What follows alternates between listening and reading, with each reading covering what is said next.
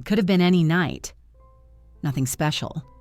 Just friends, laughter, glasses clinking. One of those evenings that blur together after years of repeating the same small rituals. Except this time, something was different. I didn't see it right away.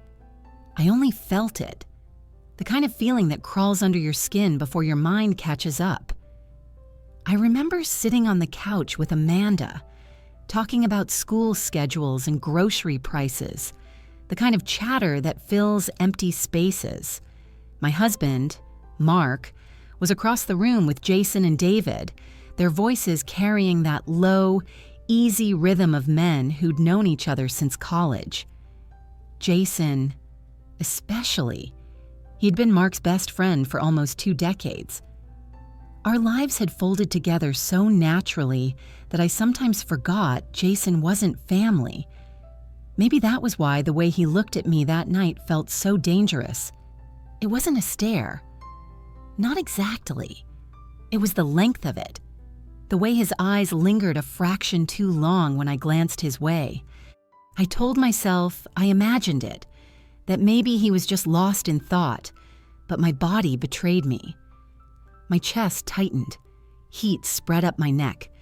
A tiny, reckless part of me wondered what he saw when he looked at me. I laughed at Amanda's joke and reached for my glass. Jason was suddenly there, holding out a fresh drink before I even realized my own was empty. Our fingers brushed as he passed it, the contact barely more than a flicker, but it jolted me like static electricity. I pulled back too fast, nearly spilling. He caught the glass before it tipped, steadying my hand with his. For a heartbeat, his palm pressed against mine, warm, firm, lingering longer than politeness allowed. "Careful," he murmured, low enough that only I heard. His breath grazed my ear, and I hated the shiver that followed. I smiled like it was nothing, thanked him lightly, but I couldn't bring myself to look him in the eye. I was afraid of what I might see, or worse, what he might see in me. Across the room, Mark was telling a story, making everyone laugh the way he always did. He had that charm, effortless, disarming, that had drawn me in when I first met him. But as I watched him, I noticed something else. The quick exchange of glances between him, Jason, and David, subtle, sly, like they were sharing a secret. I pretended not to notice, focusing on Amanda again, though my thoughts were elsewhere. My ears were half-tuned to their conversation, catching fragments. Words like bored, routine, spice things up, laughter that was too sharp, too knowing. I leaned back, pressing my glass to my lips, the coolness of the wine masking the warmth spreading inside me. I told myself I was overthinking, that I should just relax. But every nerve in my body was alert, buzzing, waiting for something I couldn't name. Jason sat beside me not long after. Too close. His thigh brushed mine when he settled, and though I could have shifted away, I didn't. The space felt charged, dangerous. My pulse quickened, my mind racing with questions I didn't want to answer. "So," he said casually, tilting his head toward me, "you doing okay?" It was innocent on the surface, but the tone, it was too soft, too personal. "Yeah," I replied, trying to sound unaffected. My voice was thinner than I meant it to be.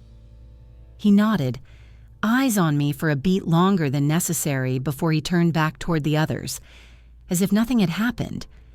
But I couldn't ignore the way my skin still tingled where his leg brushed mine. I kept reminding myself, this is Mark's best friend.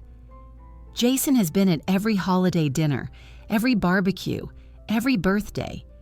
He carried boxes when we moved into our first house. He held our baby once, awkward and grinning. Years ago. He wasn't supposed to feel like a stranger now. He wasn't supposed to make my body remember things it shouldn't. The conversation around us grew louder, looser. David teased Amanda about her strict routines. Ryan cracked jokes that made everyone groan, and Mark leaned back with that wide grin of his. And still, underneath it all, that same current kept tugging at me.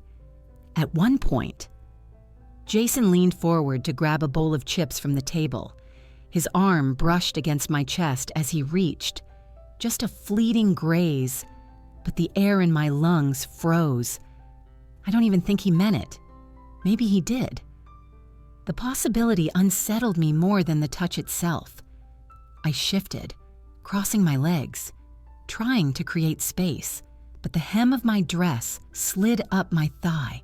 Jason's gaze flicked down, quick, almost imperceptible, but I caught it. The heat in my body surged, unbidden and unwelcome. I thought of Mark then, my husband, laughing on the other side of the room, completely unaware of what was unraveling inside me. Guilt gnawed at me, sharp and insistent. I was a wife, his wife, the woman he trusted. I wasn't supposed to feel this, and yet I did. The night wore on, and I found myself studying every small detail. The way Jason's hand brushed his knee when he laughed, the curve of his mouth when he smiled, the quiet weight of his presence beside me. Every little thing seemed magnified, dangerous. I took another sip of wine, trying to drown the thoughts, but the taste only sharpened them, made me bolder, if only in silence. Mark's voice cut through then, louder than the others, drawing all eyes for a moment. He was in the middle of another story, but I caught it again. The way he glanced at Jason, the flicker of something passing between them. I couldn't name it, but it left my stomach unsettled. Amanda excused herself to the bathroom. David scrolled his phone absent-mindedly. Ryan cracked open another beer. And there I was, sitting too close to a man I shouldn't want, feeling his warmth seep into me like a secret I didn't ask for but couldn't ignore. I shifted again, meaning to put space between us. But Jason leaned in at the same moment. His shoulder brushed mine, his voice low, almost a whisper meant only for me. "You seem different tonight." The words were simple, but they hit like a match to dry tinder. My lips parted, but no reply came. He was watching me too closely, too intently, and for a second, I thought he might kiss me right there, in the middle of the room with everyone around us. He didn't. He only sat back, his smile small, secretive. And yet my pulse didn't slow, not even a little. When Amanda returned, the moment broke, but I was still reeling. My chest felt tight, my palms damp, my thoughts loud. It could have been any night, but it wasn't. Because that was the first moment I realized the line between us, the line I thought was unshakable, was thinner than I had ever imagined. And I had no idea what would happen if either of us dared to cross it. The laughter should have kept me safe. That was what I told myself. As long as we were all laughing, as long as every word was dressed as a joke, then nothing could be real. But I knew better. The wine had been flowing for hours. Glasses refilled almost without asking. Bottles opened before the last one was empty. We were looser now. Voices louder, shoulders touching as we leaned too close, too comfortable. And when people feel too comfortable, they say things they've been hiding. It started with Ryan. Of course, it always did. He had that reckless grin, that tone that made everything sound like a dare. "Tell me this," he said, leaning back in his chair. "You ever wonder if marriage would be easier if we weren't so tied down?" The room went quiet, then filled with nervous chuckles. Someone muttered, "Don't start." Someone else rolled their eyes, but the seed had been planted. David shook his head, though his smile was tight. "You're just trying to stir trouble." "Maybe," Ryan shrugged. "But you can't tell me none of you have thought about it. Same faces, same routines, same bodies. Gets boring, doesn't it?" My stomach flipped. I looked down at my glass, swirling the wine as if the motion could drown the heat climbing into my cheeks. Amanda laughed, too loudly, too sharp. "What if we just switched for a night?" she said. Her voice carried that fake lightness of someone hoping no one takes them seriously, even though they mean it just enough. The room froze. My heart thudded so loud I thought they might hear it. And then, silence. Heavy. Thick. The kind of silence where you can feel everyone thinking the same forbidden thing at the same time. I glanced at Mark. He caught my eye for half a second, and instead of shaking his head, instead of dismissing the idea, he smiled, a sly, playful grin that didn't belong to the man I thought I knew. "Maybe it wouldn't be the worst thing," he said, calm, casual, as if he hadn't just set fire to the ground beneath us. The group laughed again, but it wasn't the same as before. It was brittle, uneven, laughter that broke too easily. My lips curved, trying to play along. "You're insane," I said, my voice pitched too high. I hated how thin it sounded. I wanted to believe he was joking. I needed to. But then I felt it. Jason leaning close, his shoulder brushing mine as he dipped his head toward me. His voice was low, meant for no one else. "Don't act like you've never thought about it." The words sliced through me. My breath caught, and I turned to him too quickly. His face was right there, his eyes steady, a small, dangerous smile pulling at his mouth. I forced a laugh. "You're drunk." "Not that drunk." I looked away before I could fall into the weight of his gaze.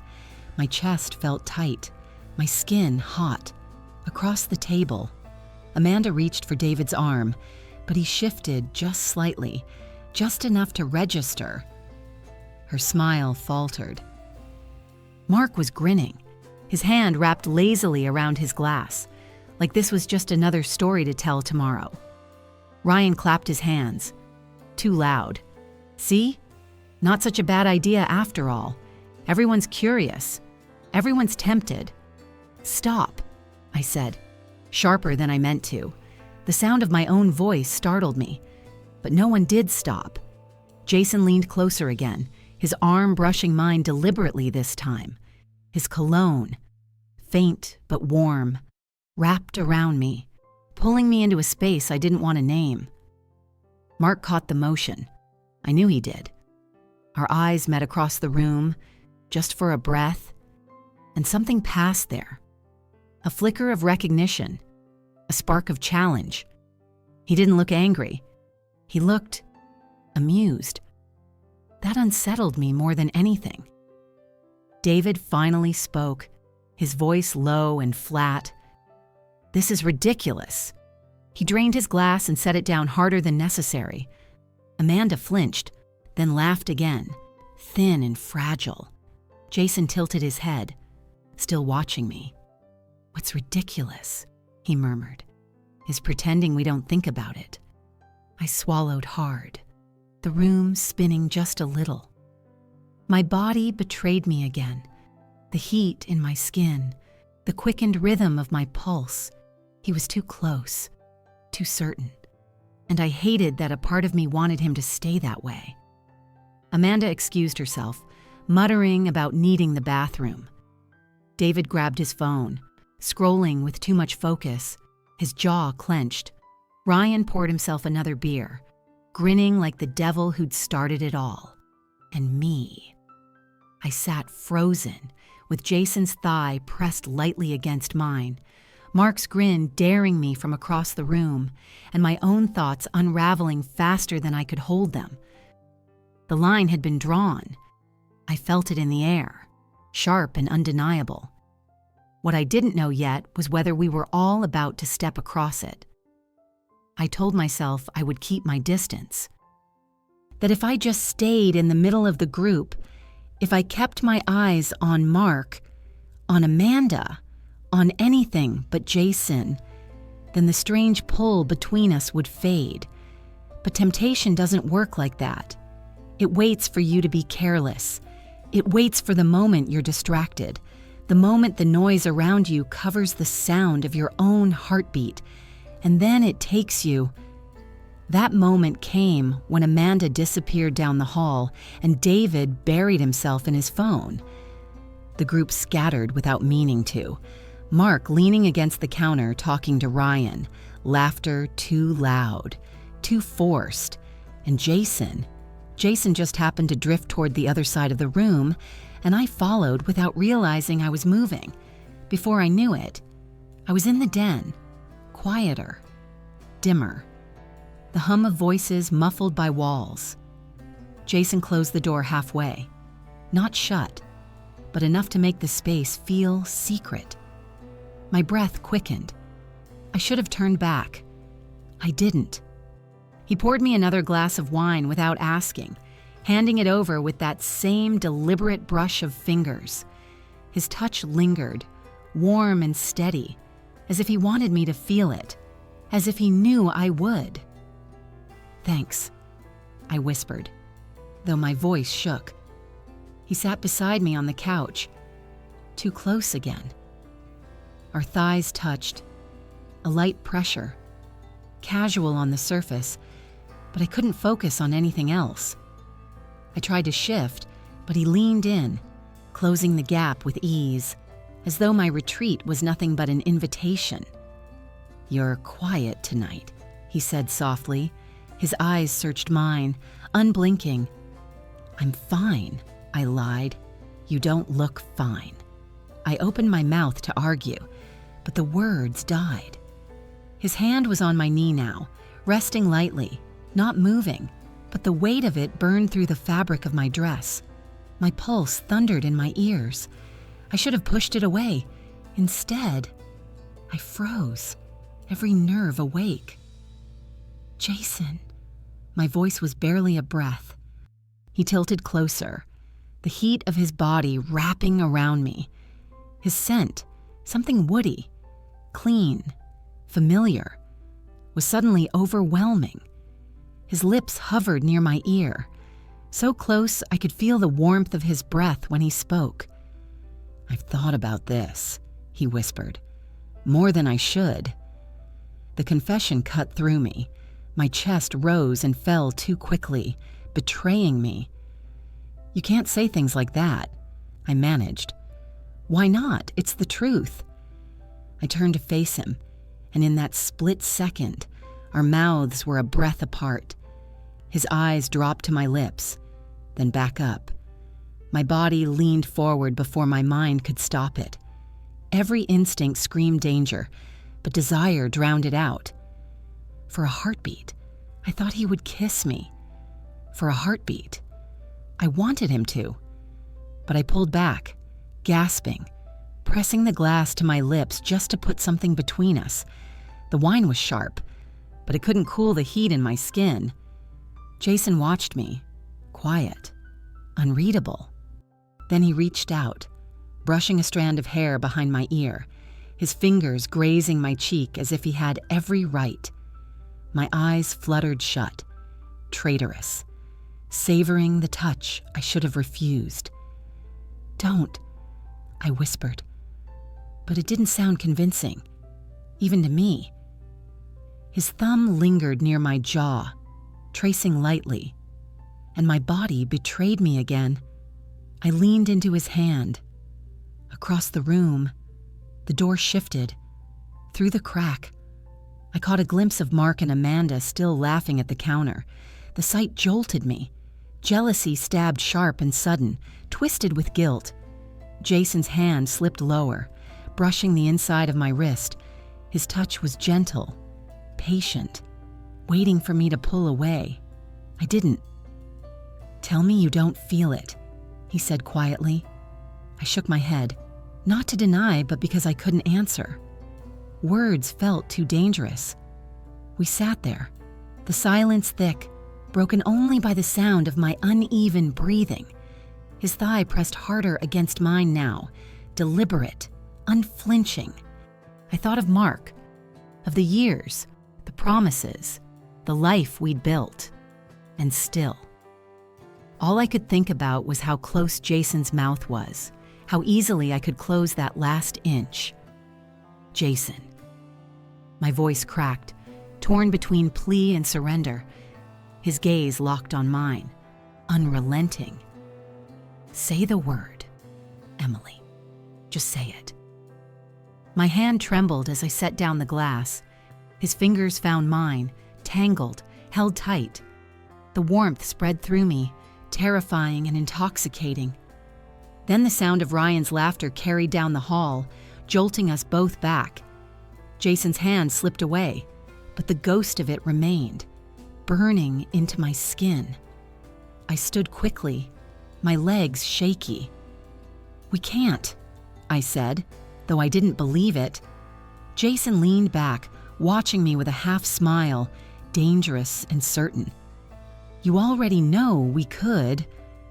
I turned toward the door, desperate to escape, but paused. For one insane second, I looked back. His eyes met mine, dark and hungry, and my body betrayed me again. I lingered, frozen in the pull of something I shouldn't want. That was the moment I knew this wasn't just a joke anymore. The line had already blurred, and it terrified me how much I wanted to step across it. It happened fast. One moment, the room was buzzing with forced laughter and clinking glasses. The next, it collapsed into silence so heavy it hurt. Amanda's voice cracked through at first. She was standing in the middle of the kitchen, her face flushed, her hands trembling as she clutched her glass. "I can't do this," she blurted, her voice high and raw. "I can't sit here and pretend this is just fun." The glass slipped from her hand and shattered on the tile. Wine spread across the floor like blood. No one moved at first. Then David shot to his feet, his face twisted. "What the hell, Amanda?" His voice thundered through the house. Amanda covered her face, sobbing. "You all think this is a game, but it isn't. It's not a joke. Not to me." Mark froze beside the counter, his grin vanishing. Jason stood in the den doorway, his shoulders tense. I was caught between them all, my pulse racing, heat prickling under my skin. David's gaze swept across the room, sharp and accusatory. "How long has this been going on?"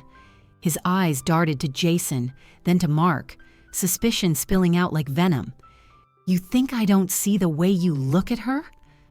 Amanda shook her head, but her tears betrayed her. Ryan laughed, the sound ugly and out of place. "Jesus, relax. Nobody's screwing anyone." "Shut up!" David snapped, his voice vibrating with fury. I wanted to disappear. My body was still humming from Jason's touch minutes earlier, my lips tingling from the kiss we hadn't shared. The secret in my chest felt like it might explode out loud. I turned to leave, desperate to breathe. But Jason's hand caught mine before I could take a step. He pulled me back, too fast, and I stumbled against his chest. The impact stole my breath, his body solid against mine. "Jason," I whispered, panicked. His hand slid down my arm, lingering on my wrist, his eyes burning into me. "You felt it," he murmured. "Don't deny it." My stomach dropped. His thumb stroked the inside of my wrist, and the room spun. I wanted to pull away, but I didn't. I couldn't. My body betrayed me again, leaning closer, hungry and terrified. Over his shoulder, I saw Mark watching. For one dizzy second, our eyes locked. He'd seen. I knew it. But instead of outrage, instead of fury, his lips curved, not in anger, but in that same sly grin from earlier. He was amused. That cut deeper than anything. Amanda sobbed harder, collapsing into a chair.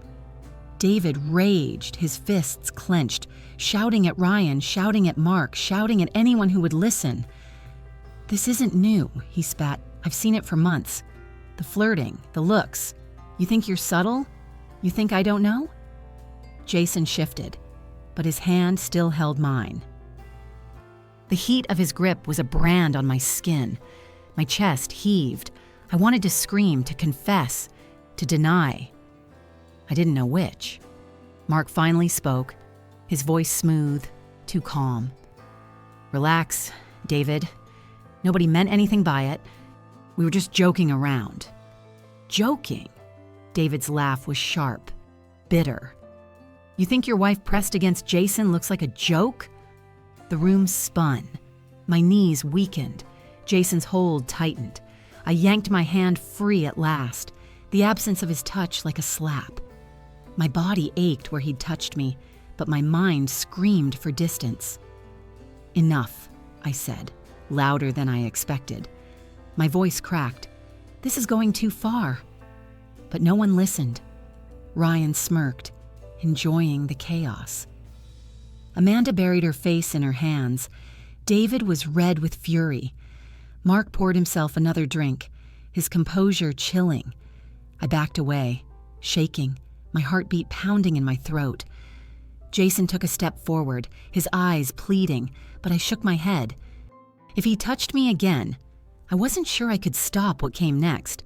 The night was collapsing, and all I could think was how quickly everything had shifted, how one careless joke had become a war zone, how one brush of Jason's hand had opened a door I couldn't close. Finally, David grabbed Amanda's arm and pulled her toward the door.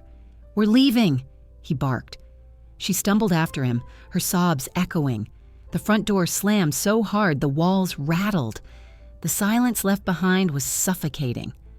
Mark stood with his drink, Jason with his hands shoved in his pockets, Ryan with his smug grin, and me with my trembling hands and burning skin, unable to look at anyone. I whispered, "What have we done?" But no one answered. When we finally left, the air outside was cold, biting against my flushed skin. Mark drove in silence, the headlights cutting through the darkness. My chest felt heavy, my throat dry. I stared out the window, the night blurring past. The words burned inside me until I let them out. "Do you regret it?" I asked quietly, almost afraid to hear his answer. Mark's knuckles whitened on the steering wheel. He didn't look at me. The silence stretched. Then finally, his lips curved again in that same unsettling smile. "No," he said softly, "but I think things are going to be different now." The rest of the drive was silence, the kind of silence that feels louder than shouting, heavier than tears, the kind that follows you home and into the dark. The drive home was a tunnel of light and silence, headlights carving the road into ribbons. Mark's hands fixed at 10 and 2, knuckles pale. I kept my fingers twisted in the hem of my dress like a child on the edge of a confession. Neither of us spoke.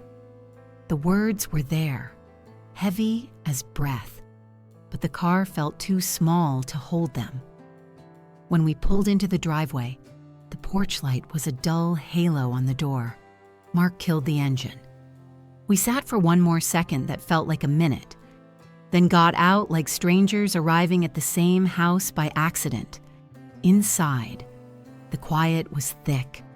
No music, no TV, just the steady hum of the fridge and the whisper of the air vent. I headed for the kitchen because moving was easier than thinking. I filled a glass and turned the tap off too late, water spilling over my fingers and down the side, slick and cold. My hand shook so hard the rim of the glass clicked on my teeth when I tried to drink. Upstairs, floorboards creaked, Mark's footsteps, slow and measured, across the bedroom. A drawer opened, another closed. The ordinary sounds of our life suddenly unreal. I stood at the counter, palms flat on the cool stone, waiting for my heartbeat to remember how to be quiet. He didn't come down right away. Time stretched out in the yellow kitchen light. I sipped water that didn't help, swallowed against a throat that wouldn't clear. I stared at the window over the sink and saw only my own reflection, eyes too bright, mouth held tight like it could keep a secret that was already loose. When he finally appeared in the doorway, he looked tired and dangerous at once. His shirt was half unbuttoned, sleeves pushed up, throat bare. I hated that my body noticed. I hated that part of me was relieved simply to see him. We stared at each other for a long second. I didn't know where to start. Apology? Accusation? Begging him to say this could be undone? "You okay?" he asked. A useless question. It landed between us with a dull sound. "I don't know," I said. The truth felt like a kind of mercy. He stepped into the kitchen.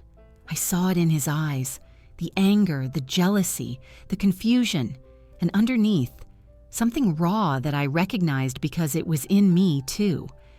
He stopped on the other side of the island, hands braced on the counter like he needed it to stand. "This got out of control," he said. "It did," I answered. And the quiet that followed said everything we didn't. He looked past me, like it would be easier to say if he didn't have to see me. "When you were with him, when I saw—" "Don't," I said too fast, too sharp, a cut made of one syllable. But the image was already here with us, Jason's shoulder brushing mine, his hand on my wrist. The charged air that made me forget the room around us existed. Mark's jaw worked. He exhaled like it hurt. Then he moved. There wasn't a speech, no build-up. He just crossed the distance and pulled me in, mouth on mine, sudden and rough, like he could press the night back into shape with force alone. My glass hit the counter with a dull clack as his hand found the small of my back. Heat flared where his fingers curled. The kiss was not gentle. It was claim and apology and panic wrapped together. I should have pushed him away. I didn't.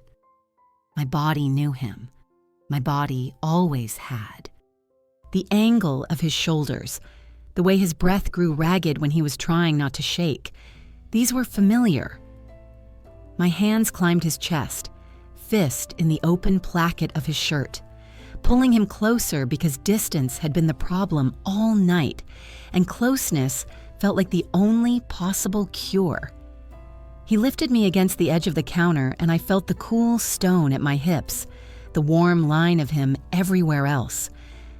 I kissed him back, hard enough to make my lips sting. The world narrowed to heat and pressure, and the sound of our breathing, fast and uneven. For a moment there was no Amanda, no Jason, no grin across a room that had sliced me open. There was only us, urgent and messy, hanging on. Then I turned my face, breaking the kiss. Air rushed in, too much and not enough. His mouth dragged to my cheek, my jaw. I heard him swallow. "This isn't fixing anything," I said against his shoulder, the words trembling out of me. His hand tightened at my waist. "But you're still mine," he said, voice low, almost broken. "Tell me you are—" Something in me flinched. I pressed my palm to his chest, felt the thud of his heart, fast, desperate, under my hand. "Am I?" I asked. "After tonight? After the way you smiled while he—" I couldn't say while he touched me. The phrase burned. Mark stepped back a fraction, enough to see me. His eyes were glassy with hurt that looked too much like mine. "You think I didn't see? You think it didn't tear me apart?" He shook his head once, sharp. "He's my best friend." I know. The words were barely sound. "And Amanda is David's wife. And we all forgot who we were for a minute. Or maybe we remembered something we didn't want to admit.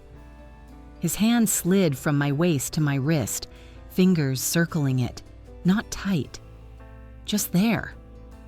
He looked down at the contact like it was proof.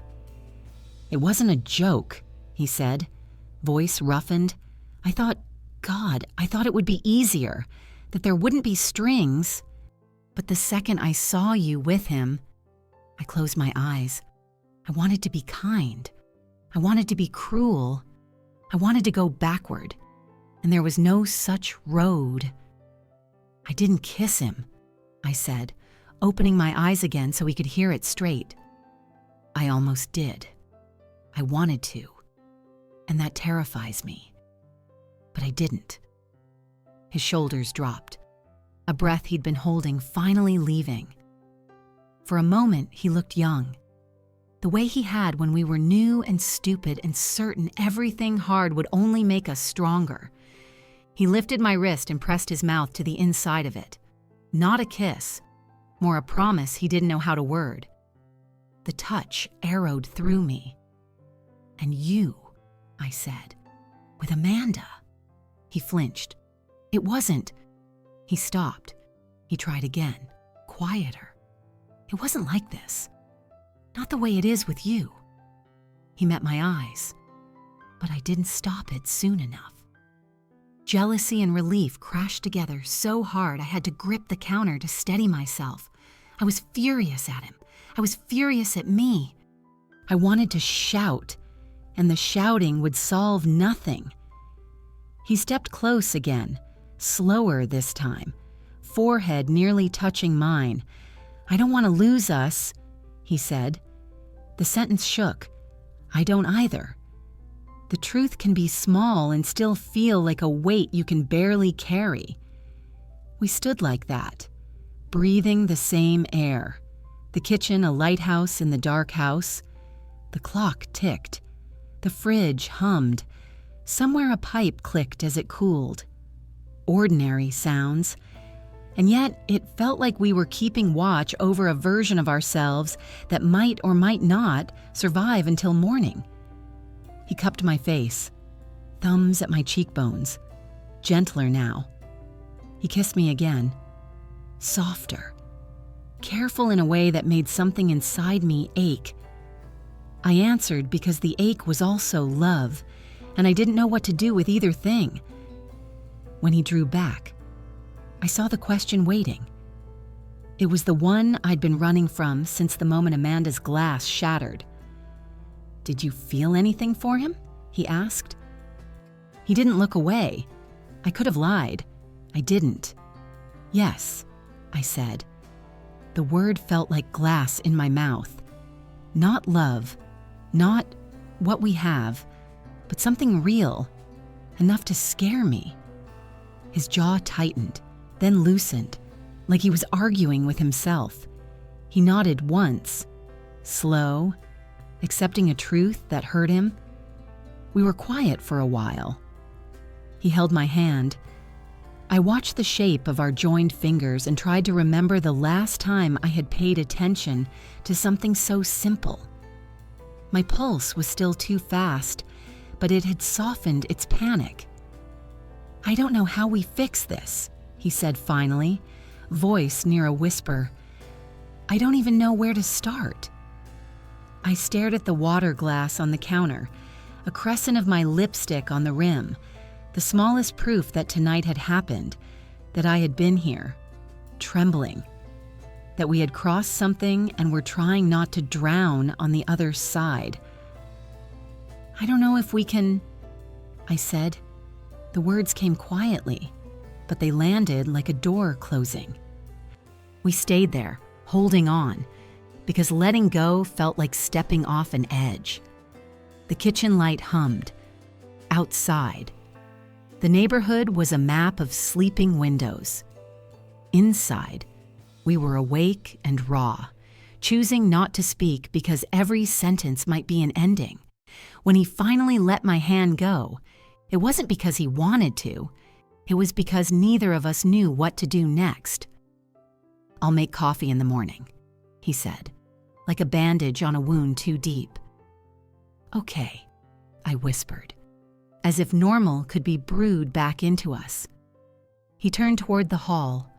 I watched his back, the slope of his shoulders, the weight in his walk. At the doorway, he paused like he might say something else, then didn't. He disappeared down the dark hallway. I stood alone a long time, fingers pressed to the place on my wrist where his mouth had been, feeling the echo of it like a heartbeat that didn't belong to me. And when the house was nothing but quiet again, I finally let the thought come all the way to the surface. I don't know if we can fix this.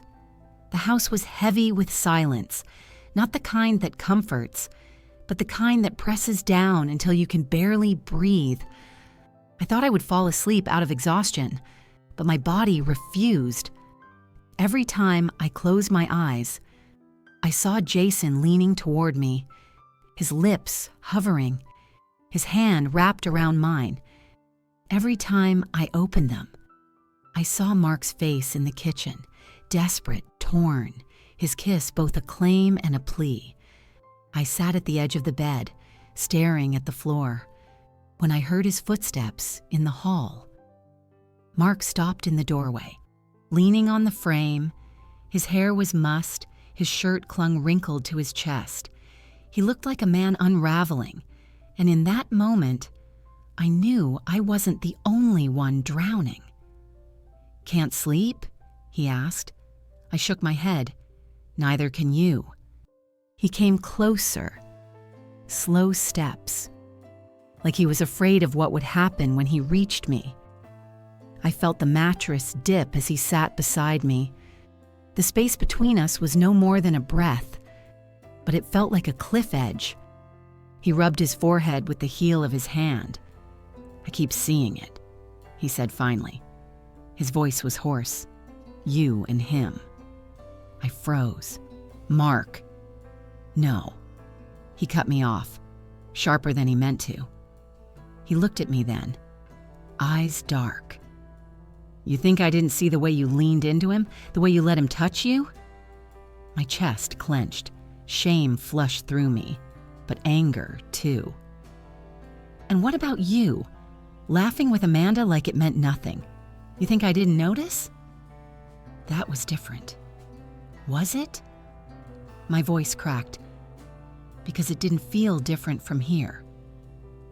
The silence that followed was thick, dangerous. He turned toward me, his knees brushing mine, his hands gripping the edge of the mattress like he was holding himself back. Then he didn't. He reached for me suddenly, one hand sliding to the back of my neck, pulling me forward until our mouths crashed together. It wasn't tender. It was desperate, rough, his lips hard, his breath ragged. I gasped into the kiss, half in protest, half in surrender. I pushed at his chest, but he pressed harder, his body leaning into mine until I fell back against the headboard. His mouth dragged from my lips to my jaw, my throat, hot and relentless. "Mark," I breathed, but it came out more plea than command. His hand caught my wrist and pinned it to the bed beside my head. The weight of him over me was overwhelming, familiar and foreign at once. My heart pounded, a wild drumbeat of fear and desire tangled together. "You're mine," he said against my skin, his voice breaking. "Tell me you are." Tears pricked at the corners of my eyes. "I am," I whispered. "But tonight I wasn't sure." That stopped him. He pulled back, just enough to see my face. His chest rose and fell fast, his grip on my wrist loosening. "You wanted him?" It wasn't a question. I swallowed hard. Yes, not love, not what we have, but I wanted him. The words sliced me open, raw and ugly. He flinched, the sound of it in his breath. For a moment, I thought he would break apart right there. Instead, he kissed me again, rougher this time, like he could fight the truth with his mouth. I let him, because part of me needed it too, the burn, the punishment. the reminder that he was still here, still mine even in his fury. When he finally pulled away, his forehead pressed to mine, our breaths colliding. His voice was quieter. I hate that I get it, because when I was with Amanda, for a second, he broke off, shaking his head. It wasn't supposed to matter, but it did. My stomach turned. I closed my eyes, hating that the words hurt less than I expected, maybe because I had already imagined worse. I cupped his face, my fingers trembling. We opened a door we can't close, and I don't know how to live with that. His eyes searched mine, glassy, uncertain. Do we even want to close it? The question sliced through me. Did we? Or were we both too afraid of what we might lose if we kept it open? He kissed me again, slower this time, softer, like he was apologizing with his mouth. My hands found his shirt, clutching fabric, holding him to me as if we could glue ourselves back together through skin alone. For a moment, I let myself believe it was enough. But then the sharp buzz of my phone shattered the illusion. We both froze. My phone lay on the nightstand, screen lighting up the dark. A message. With a shaking hand, I picked it up. The name made my blood run cold. Amanda, the words were short, brutal. We can't pretend this never happened. I dropped the phone like it burned me. Mark saw the name, saw the look on my face. His jaw clenched, his shoulders rigid. What did she say? I shook my head, unable to speak. His hand closed over mine, tight, unsteady. Emily, tell me. My throat worked, the words sticking like stones. She's right, I said finally. My voice was barely a whisper. We can't pretend. The silence that followed was worse than shouting, worse than the fight, because it was the sound of something breaking, quiet and final. We sat there on the bed, side by side, our hands still tangled, our lips still tingling, and all I could think was that nothing would ever be the same again. Morning didn't bring clarity. It only brought light that felt too sharp, burning through curtains that had hidden us the night before. I woke with the taste of Mark still on my lips, the weight of his hand still ghosting my skin, but none of it felt like comfort. It felt like residue, something left behind that couldn't be washed away. The bed between us was wide, though I remembered falling asleep pressed into his chest. At some point in the night, we drifted apart, or maybe we pulled apart. His back was to me now, shoulders tense even in sleep. I lay there, staring at the curve of his spine, wondering if he was dreaming of Amanda, wondering if I was dreaming of Jason. I slid out of bed quietly, my feet cold on the hardwood. Downstairs, the kitchen looked exactly the same as it had last night, the same glass on the counter with my lipstick print, the same shadows in the corners. Except now, everything hummed with memory. I made coffee, though my hands trembled so badly the scoop clattered against the tin.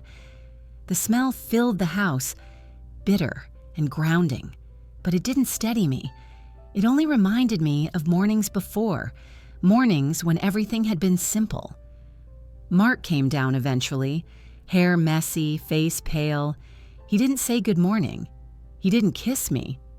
He just poured himself a cup and leaned against the counter, staring into it like he could read a future there. Neither of us spoke at first. The silence stretched, heavy but not hostile, more like a fog we were both lost in. Finally, he broke it. Amanda texted me too. I stiffened. What did she say? He took a sip, grimaced at the heat. That she and David aren't coming back. That we've ruined everything. My chest squeezed. I thought of Amanda's tears, David's rage, the way the group had splintered in an instant. We've ruined everything. Maybe she was right. Mark's gaze lifted to mine. Have we? I swallowed hard. I don't know. He set his mug down too hard, liquid sloshing over the rim. His voice cracked. I hate this. I hate what we did. I hate that I wanted it until I didn't. I hate that I can't stop picturing you with him. The words cut, but they were my truth too. My eyes stung. And I can't stop picturing you with her. We stood there, bleeding in silence. The kitchen was too bright, the air too sharp. I wanted to reach for him. I wanted to slap him. I wanted to scream, to confess, to bury myself in his arms until the world outside dissolved. Instead, I said, "Do you regret it?"